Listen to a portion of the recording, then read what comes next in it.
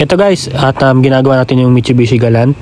At nakita nyo naman, pakinggan nyo yung tunog ng makina. Malakas yung knocking sound niya.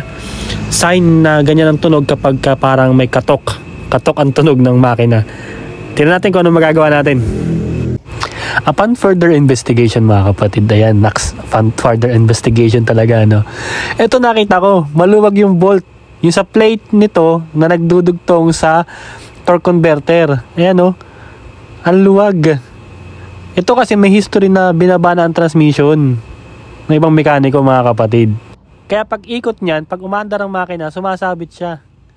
So muntik ko nang ibaba yung transmission. Buti na lang, habang binabaklas ko tong mga to, naisipan kong i-check kung maluwag yan. Nakita ko nga maluwag. Muntik na. Muntik ko nang ibaba. Ayan, no? Talaga naman. Susunod ko na nga tong crankshaft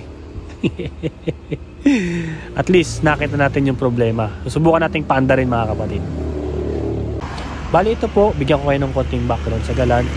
Nagpalit na po ito ng automatic transmission assembly, surplus po ang binili. Nagamit naman pero ayan nga, ganyan na ang problema, maingay. Tapos ayan, chinek ko yung langis bago ko paandarin syempre kasi tunog katok. Okay naman yung level ng langis niya. Pero nung pinapaandar ko, ayaw mag-start kasi nung upon checking, ayun po, wala po sa timing yung kanyang makina. Kaya syempre, tiniming ko muna yung makina. Tapos nung pinastart ko, nung start naman, ganun pa rin yung tunog. Bali, ayan, check ako ng spark plug, high tension wire, may kuryente naman. Distributor, naka-timing na po yan. So yun yung mga ginawa ko. Start natin makina.